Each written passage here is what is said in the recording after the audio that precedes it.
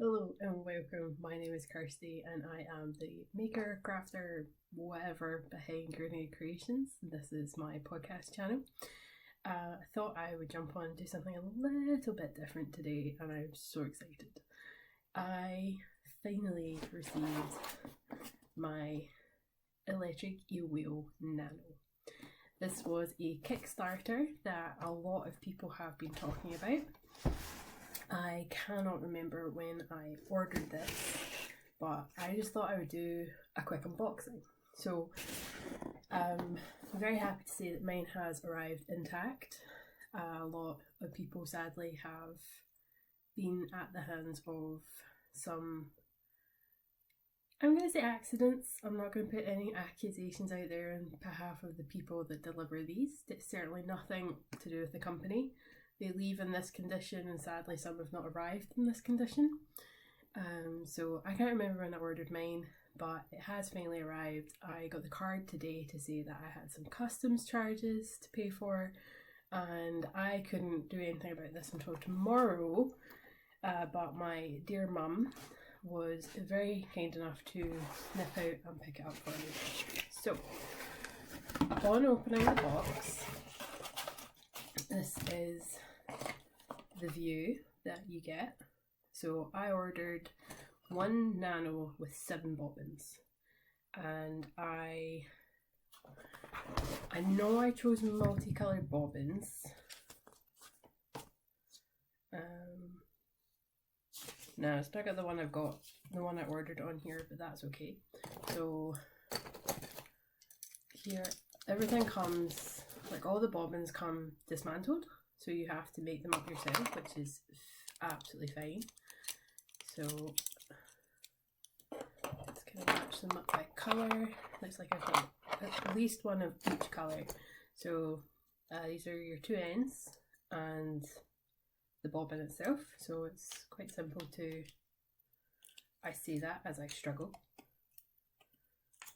I think that one went on really easy. No, I definitely. One side went on really easy and the other side didn't. Okay, moving on to the next bobbin. Let's try another one. So that's gone on really easy. And that one's gone on really easy. So bobbins are tiny, but then again it is the Nano. It's just, I was recently working with my other bobbins and they're huge in comparison. So one bobbin made up. So again, I got 7 bobbins.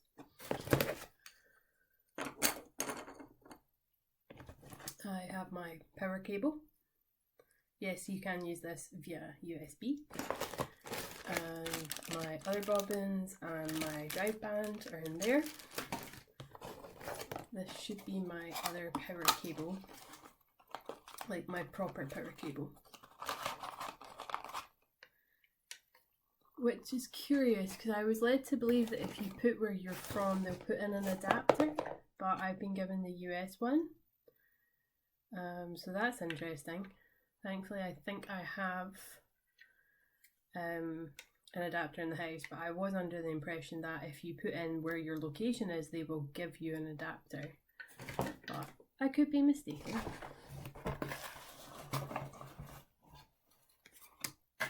Another wee bobbin in. And on to the main piece. This is my bobbin. So this is my wheel. So it currently has a drive band on it and it's got a wheel and a tiny little orifice hook. Look at that, it's so small. And it is held on with magnets here and here.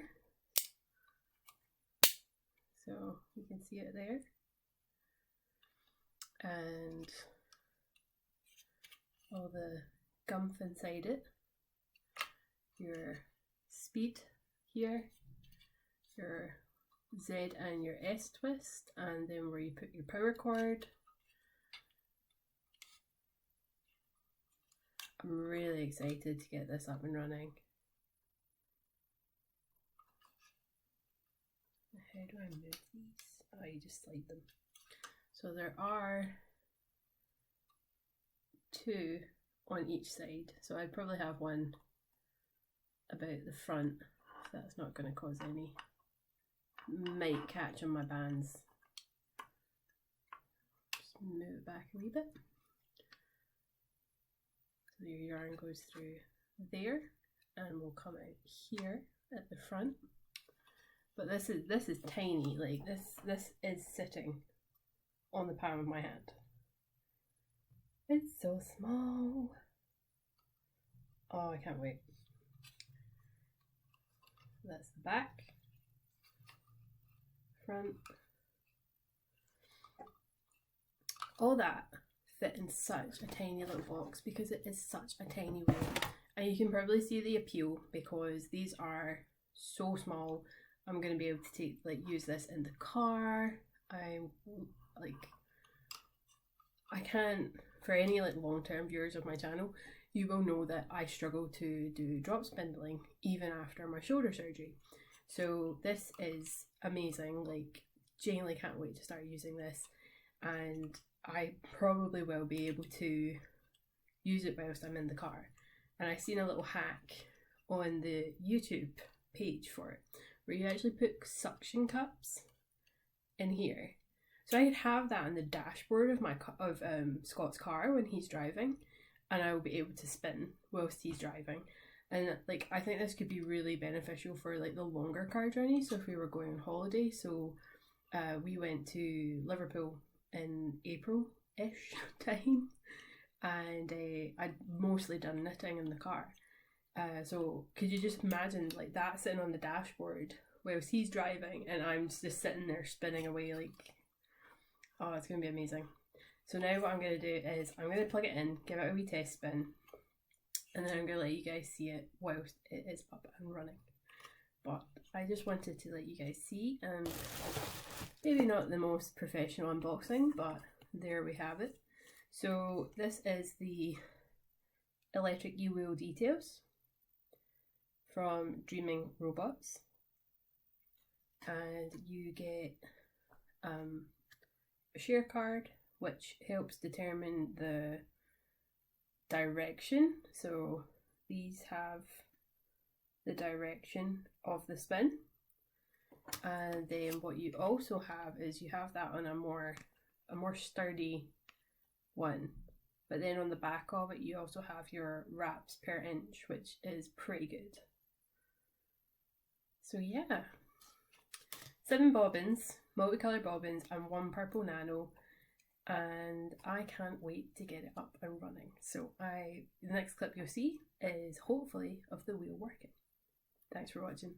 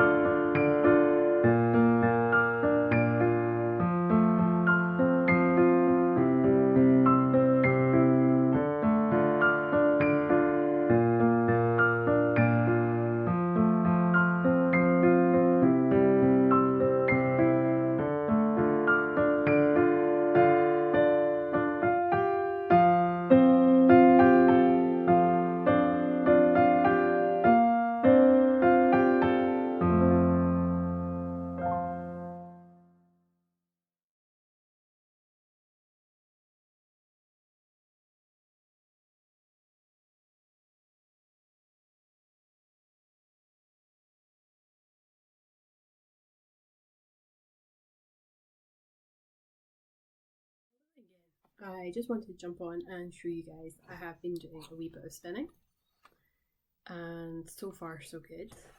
I'm not gonna say it's all been sunshine and roses. There was a wee bit of a time where I was getting extremely frustrated with the wheel, and so let me explain. I have been sitting quietly in the background as people in America and Canada have been receiving their wheels, and I knew mine was going to take a lot longer to come because it was shipping to the UK. And I'm the backer. The creator of the wheel is based in the US, so I knew this was going to take a wee bit of time to get to me. So I've been sitting back watching as other people comment on it, and they put posts up on the Facebook group about the wheel if they have any issues or general how to use or hacks as they're being called. So remember I said about the hack for the suction cups on the bottom of it. So I knew that there was going to be a learning curve with the uptake of the fibre. And what I mean by uptake is the yarn goes through the orifice and then it's taken up onto the bobbin, and this is really helped by the drive band here at the back. So I knew that the uptake of this wheel was going to be very different from wheels that I have used in the past. Now I have a Ashford Joy, and I also have an Ashford e-spinner. So this is not my first electric wheel, but I was kind of aware in advance that there was going to be a learning curve with this wheel, and that has certainly been the case. I even put a post up in the group because I was starting to get very, very frustrated that I couldn't get the yarn to uptake onto the bobbin. So some lovely ladies had replied, but between me posting that and then going back through perseverance and trying to get it to work, I got it to work. And it really is just a case of going through that learning curve personally, because for me, I do have the Ashford e-spinner. The uptake on that is very different from this uptake. It's a lot more powerful of a wheel, the e-spinner. So I don't know if maybe I've just been spoiled in the wheels that I've used in the past, but I certainly was struggling with this one. So I put a post up, and then between the post going up and getting a couple of replies, I had started to manage to get some fibre onto the bobbin. And then one of the ladies was just like, well, there's a few things you could do. Reduce your break band. So what I mean by that is you can increase and decrease the tension on this break band. And so even though I was getting yarn onto the bobbin, I did still reduce the tension on my break band, and that has certainly helped. But one of the things I'm still struggling with is learning to slow down with my spinning. I am quite a fast spinner, in the sense that especially when I'm on my e-spinner, I'll put it to a fairly reasonable speed and I can just draft and go. Whereas with this, even at the maximum speed whilst spinning, it slows down when you're actually drafting and feeding the yarn onto the bobbin. So when you don't have any yarn going into it, you're not touching it, you've turned it on, the speed is very fast. But then when you start including fibre into the equation, that speed reduces way down, and you're still getting a fair amount of twist into the fibre, but for me it's not going fast enough. So I need to learn to slow down. I also need to learn some patience. Not something I have in abundance, I must admit. So there's a learning curve on my part, hugely my part, and I reckon this is just going to take some patience and some practice, and I will love it. Not saying I don't love it now. I was a lot more excited before I used it, but personal opinions, so please don't take this as a negative review, but it will take some practice. And like I say, I'm a very fast spinner. I work very, very quickly. So this is maybe just going to help me take a step back and maybe enjoy the process a lot more, which can always be a good thing. So, but yeah, so far I'm happy that I got it. I'm still very, very happy I've done the backing. But it's the fact I now need to learn patience. But yeah, I'm going to continue to spin a wee bit tonight. What I'm spinning up is some fibre I got from Rusty Ferret. I can't remember if this has a name. End of Days. And it is a British Cheviot base. So it goes through this really nice gradient. So I'm planning on spinning it as a gradient and then chain plying it or something. I don't know. I didn't put any prep into this before I just grabbed it and started spinning. Whereas I am now trying to be more mindful. I don't really like using that word. I'm trying to now be more mindful of my spinning projects and how I use the fibre. So I just grabbed this. I was just like the first fibre that came to hand, and I'm glad I did. I didn't want this fibre to sit for too long, but at the same point, probably using it to practice on this wheel was not my correct choice. Oh well, if she has more at Perth, I might buy more. Silver lining. But yeah, I'm going to do a wee bit more spinning, and this is going to be a process for myself, so please don't take this review as a negative. But the one thing I would say is I probably wouldn't recommend this as a first wheel for anybody. If you really want to try a first wheel, if you are able and near, some shops actually let you go and try wheels. But like I say, not all shops do that, and not everyone has one of those shops near them. So but also look into like guilds and stuff. I know I have a guild. I'm lucky enough to be in an area that has a spinners, weavers and dyers guild, but again, not everyone is lucky to have that near them. So personally, I wouldn't recommend it as a first wheel, but again, I can't stress enough that is my opinion, and this is my channel, so I'm going to give my opinion.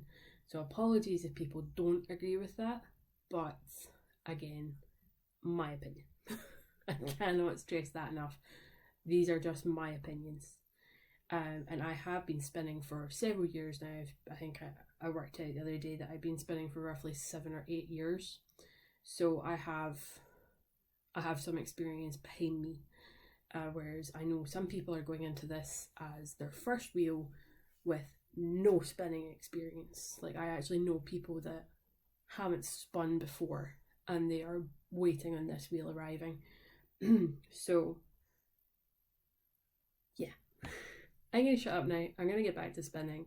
I'm going to edit this video and pop it up tonight, hopefully. Famous last words and all that jazz. But yeah, very happy I done this. I backed this project, and again, this is the electric Eel Wheel Nano by Dreaming Robots or Dreaming Robotics.